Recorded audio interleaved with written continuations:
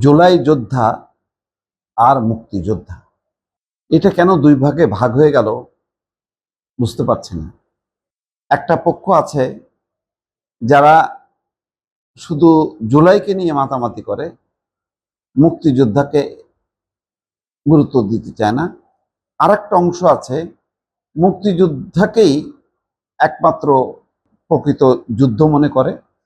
তারা জুলাই অভ্যুত্থানকে স্বীকৃতি দিতে চায় না, অর্থাৎ জুলাই যোদ্ধা বললে যারা মুক্তিযোদ্ধা তারা এটা সহ্য করতে পারে না।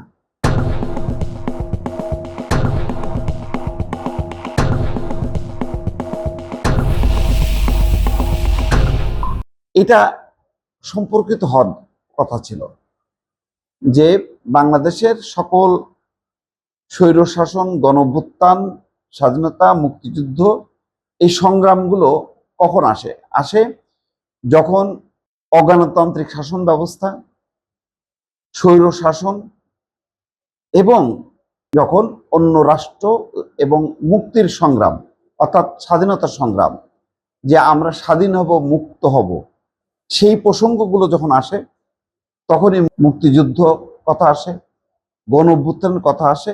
অর্থাৎ সবগুলোই মানুষের মুক্তির অধিকারের একটা আন্দোলন সংগ্রামের অংশ হচ্ছে এই গণ অভ্যুত্থান এবং স্বাধীনতা মুক্তিযুদ্ধ। কিন্তু বাংলাদেশে এক অদ্ভুত ব্যাপার যে দেখেন, আওয়ামী লীগ মোনা যারা, তারা জুলাই অভ্যুত্থান, জুলাই যোদ্ধা এই শব্দগুলো একেবারেই সহ্য করতে পারে না। আবার যারা মুক্তিযুদ্ধের বিরোধী শক্তি, তারা কোনোভাবেই স্বাধীনতা মুক্তিযুদ্ধকে সহ্য করতে পারে না এবং তারা মনে হয় জুলাই অভ্যুত্থান এবং জুলাই যোদ্ধা বলে ওই স্বাধীনতা মুক্তিযুদ্ধ এবং ৭১কে পেছনে ফেলতে চায়। কথাগুলো বললাম এই কারণে, সংসদে ফজলুর রহমান, যিনি বিএনপি দলীয় সংসদ সদস্য, তিনি বলছেন মুক্তিযোদ্ধার সম্মানী ভাতার সঙ্গে অন্য কারো ভাতার তুলনা হতে পারে না। অর্থাৎ মুক্তিযোদ্ধারাও যেমন ভাতা পায়, তেমনি জুলাই আন্দোলনের যারা শহীদ হয়েছেন বা আহত হয়েছেন তারাও ভাতা পায়। এখানে মুক্তিযোদ্ধার শহীদরাও পায়, আবার যারা মুক্তিযুদ্ধে অংশগ্রহণ করেছেন সেই যোদ্ধারাও ভাতা পান। এখানে তিনি বলছেন যে মুক্তিযোদ্ধার সম্মানী ভাতার সঙ্গে অন্য কারো সম্মানী ভাতার কোনো তুলনা হতে পারে না। তিনি বলছেন জুলাই অভ্যুত্থানে শহীদ পরিবারের মাসিক ভাতা ২০,০০০ টাকা। জুলাই অভ্যুত্থানে শহীদ পরিবারের মাসিক ভাতা ২০,০০০ টাকা, ঠিক আছে, মুক্তিযোদ্ধাদের ভাতা ১ টাকা হলেও বাড়াতে হবে। অর্থাৎ তিনি বলছেন যে মুক্তিযোদ্ধা তো একটা স্বাধীনতা মুক্তিযুদ্ধের বিষয়, এটা অনেক বড় বিষয়, এর ক্যানভাসটা অনেক বড়, সুতরাং এটাকে স্বীকৃতি দেওয়ার জন্য ১ টাকা হলেও বাড়াইতে হবে।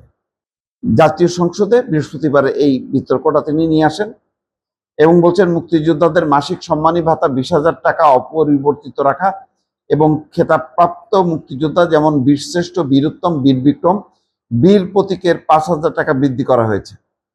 এটাকে তিনি সাপোর্ট করছেন। জুলাই অভ্যুত্থানকে তিনি শ্রদ্ধা করেন।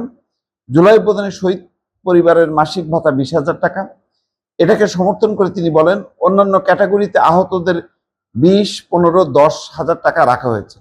ফজলুর রহমান বলছেন কোনো কারণেই মুক্তিযোদ্ধার সম্মানী ভাতার সঙ্গে অন্য কারোর সম্মানী ভাতার তুলনা হতে পারে না। যদি হয় তাহলে এজন্য ৫ বছর পর খেসারত দিতে হবে। অর্থাৎ যদি মুক্তিযুদ্ধকে খাটো করা হয় তাহলে ৫ বছর পর জনগণ এটা সমর্থন করবে না, সেই ইঙ্গিতটা তিনি দিয়েছেন। যাই হোক, এটা একটা বড় বিতর্ক, কিন্তু বিতর্কটা হওয়ারই কথা না। যে বাংলাদেশের বিভিন্ন পর ৬৯ গণঅভ্যুত্থান হয়েছে, তারপরে স্বাধীনতা মুক্তিযোদ্ধা, এরশাদের পতনের জন্য গণঅভ্যুত্থান সংগঠিত হয়েছে, সেটা সেই আকার বা ব্যাপ্তিটা যত ছোটই হোক না কেন। আর ২৪-এর গণঅভ্যুত্থান, এইরকম গণঅভ্যুত্থান স্বাধীন বাংলাদেশে কখনো হয়নি এবং একটা রক্তক্ষয়ী গণঅভ্যুত্থান। তো সেই অভ্যুত্থানটাও সেই স্বাধীনতা মুক্তিযুদ্ধ যেমন মানুষের অধিকার এবং মুক্তির জন্য, এখানেও তখন পাকিস্তানের হাত থেকে মুক্তির জন্য স্বাধীনতা মুক্তিযুদ্ধ, আর এবার ছিল স্বৈরশাসনের হাত থেকে মুক্তির জন্য জুলাই অভ্যুত্থান বা জুলাই যুদ্ধ। তো দুটো তো একই প্রকৃতির।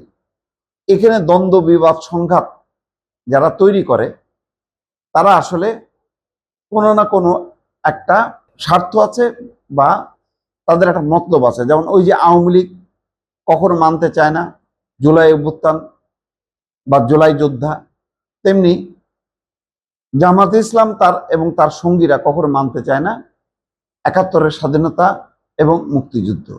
এই দুই মেরুর মাঝখান দিয়ে আপামর মানুষের চিন্তা চেতনা এবং ভাবনা, বিএনপি সহ সবারই, তারা যেটা মনে করে যে ২০২৪-এর গণঅভ্যুত্থানের জুলাই যুদ্ধ বলা হয়, সেটা যেমন সত্য, সেটাকে যেমন ধারণ করা উচিত, তেমনি ৭১-এর স্বাধীনতা মুক্তিযুদ্ধকেও ধারণ করা উচিত।